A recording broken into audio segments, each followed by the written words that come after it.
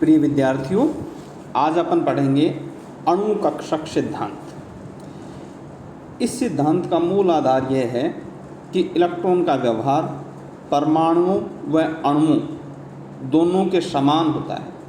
परमाणुओं में इलेक्ट्रॉन परमाणु कक्षकों में रहते हैं, वह उन परमाणु के एक नाभिक द्वारा आकर्षित रहते हैं, जबकि एक अणु में उपस्थित सभी परमाणुओं के इलेक्ट्रॉन संयुक्त रूप से उन सभी परमाणुओं के नाभिकों द्वारा आकर्षित रहते हैं। मैं दोबारा बता रहा हूँ ये बात आपको, इससे अच्छे से समझ आ जाए बेटा कि जो परमाणु कक्षक होते हैं उनमें तो एक नाभिक होती है और जितने भी अपने इलेक्ट्रॉन होते हैं वो एक ही नाभिक के द्वारा आकर्षित रहते हैं। और मॉलिक्यूलर ऑर्बिटल थ्योरी में वो जो इलेक्ट्रॉन्स हैं बेटा वो सभी नाभिकों द्वारा आकर्षित रहते हैं। इसका मूल आधार मैं दोबारा से आपको बता रहा हूँ। इस सिद्धांत का मूल आधार यह है कि इलेक्ट्रॉन का व्यवहार परमाणुओं व अणुओं दोनों में समान होता है। परमाणुओं में इलेक्ट्रॉन परमाणु कक्षकों में रहते हैं, वे परमाणु के एक नाभिक द्वारा आकर्षित रहते हैं, जबकि एक अणु में उपस्थित सभी परमाणुओं के इलेक्ट्रॉन संयुक्त रूप से उन सभी परमाणुओं के नाभिकों द्वारा आकर्षित रहते हैं। समझ गए आप अच्छे से? परमाणु में एक नाभिक के द्वारा आकर्षित रहते हैं और इस एमओ के अंदर मॉलिक्यूलर ऑर्बिटल में वो जितने भी नाभिक उपस्थित हैं उन सब के द्वारा आकर्षित रहते हैं। बोर्न ओपेनहीमर एक साइंटिस्ट था, ने अणु कक्षक सिद्धांत की आधारशिला रखी, जिसके अनुसार एक अणु को परमाणु जैसे कण की भांति माना गया है। अंतर केवल यह है कि इसमें प्रत्येक इलेक्ट्रॉन का एक विभव एक क्षेत्र से अधिक नाभिकों के साथ संबंध होता है। एक अकेले इलेक्ट्रॉन आई का तरंग फलन साई आई है, इसलिए उसको लिखेंगे हम एच साई इक्वल टू ई साई आई, जहाँ एच आई अकेले इलेक्ट्रॉन आई का हैमिल्टोनियन है और ई आई साई आई की आइगन ऊर्जा है और साई आई का हैमिल्टोनियन वेव फंक्शन है। H इक्वल टू होता है बेटा अपन जानते हैं -h²/8π² m del square plus summation E²/RJ minus k equal to 1 to n ZkE²/RI। परिभाषा के अनुसार अकेले इलेक्ट्रॉन I का आइगन फलन साई आई को अणु कक्षक मॉलिक्यूलर ऑर्बिटल कहना चाहिए। तब एक पूर्ण फलन साई समस्त कक्षकों साई आई का गुणनफल होगा, अर्थात इस प्रकार कहा जा सकता है कि समस्त इलेक्ट्रॉन के चक्रण कक्षकों का असम्मित गुणनफल कुल तरंग फलन साई के बराबर होगा। यानी साई इक्वल टू आ जाएगा n साई 1 साई बार साई 2 साई 3 साई 4। इस तरह से साई n है तो साई n-1 और साई n तक हम पहुँचेंगे। यहाँ साई 1 साई 1 अल्फा 1 साई 1 इलेक्ट्रॉन एक का चक्रण कक्षक है, जिसका अणु कक्षक साई 1 वह चक्रण अल्फा है, और साई 1 2 बीटा 2 अर्थात साई 1 2 इलेक्ट्रॉन का दो चक्रण कक्षक है, जिसका अणु कक्षक वही साई 1 है और चक्रण बीटा है। बेटा अपन जानते हैं ना कि जो स्पिन होता है इलेक्ट्रॉन का वो क्लॉकवाइज और एंटी क्लॉकवाइज होता है।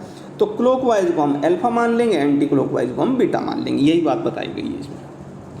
जिस प्रकार किसी परमाणु की संरचना की व्याख्या उसके परमाणु कक्षकों के आधार पर की जा सकती है, उसी प्रकार किसी अणु की संरचना की व्याख्या उसके अणु कक्षकों के आधार पर की जा सकती है।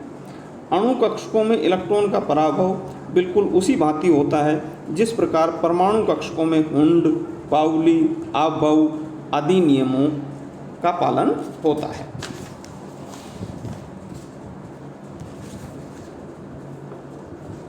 अब अपन बात करेंगे linear combination of atomic orbital से एमओ का बनना। एमओ मतलब मॉलिक्यूलर ऑर्बिटल्स।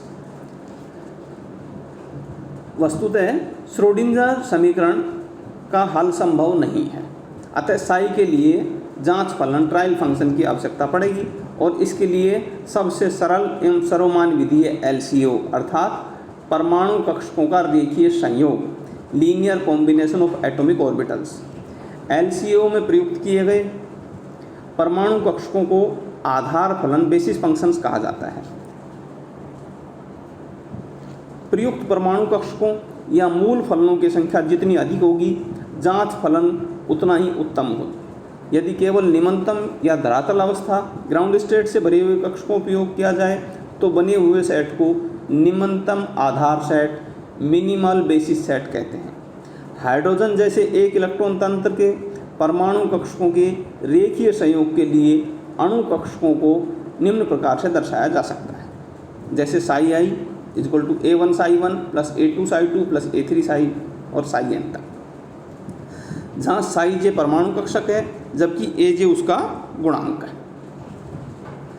इस प्रकार बने हुए अणु कक्षक पूरे अणु पर फैल जाते हैं और उनके वर्ग साई स्क्वायर आई के मान से ये ज्ञात होता है कि अणु में इलेक्ट्रॉन घनत्व का वितरण किस प्रकार है।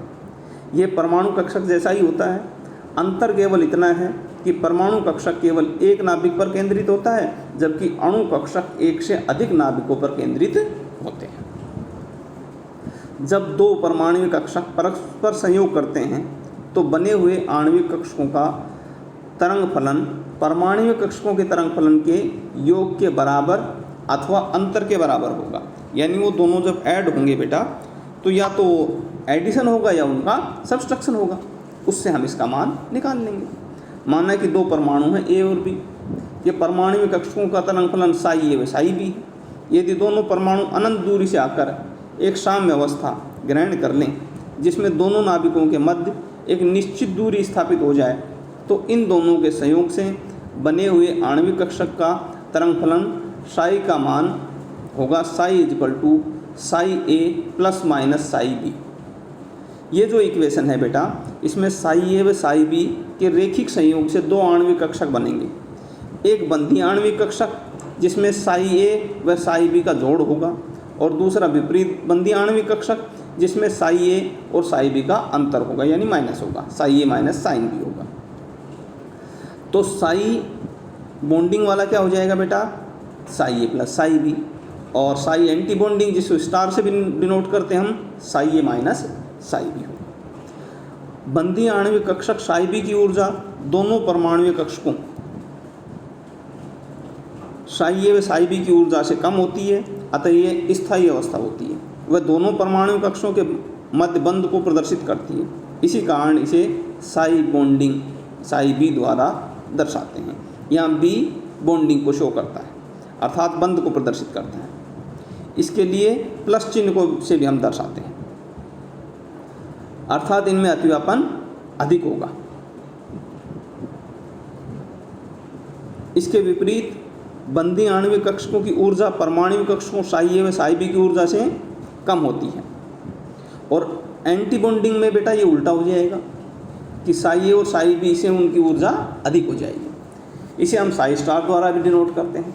ये अस्थायी अवस्था है, इसके लिए माइनस का चिन्ह लगाते हैं। ठीक है बेटा। अब अपन बात करेंगे Sai bonding square, Sai A square plus psi B square plus 2 Sai A Sai B। Sai A square व साई B स्क्वायर अलग अलग परमाणु A व B के आवेश घनत्व इलेक्ट्रॉन चार्ज डेंसिटी को शो करते हैं, जबकि साई स्क्वायर B बंधी आणविक कक्षक साई B के इलेक्ट्रॉन आवेश घनत्व को प्रदर्शित करता है। स्पष्ट है कि साई B स्क्वायर का जितना अधिक मान होगा A व B के मध्य उतना ही आवेश घनत्व अधिक होगा, अर्थात दोनों के मध्य उतना ही अधिक बॉन्ड बनेगा। इसके विपरीत अगर हम एंटी बॉन्डिंग की बात करें तो उसकी ऊर्जा ज़्यादा होगी, उनमें ओवरलैपिंग कम होगा और वो बॉन्ड उतना ही कमज़ोर होगा बेटा।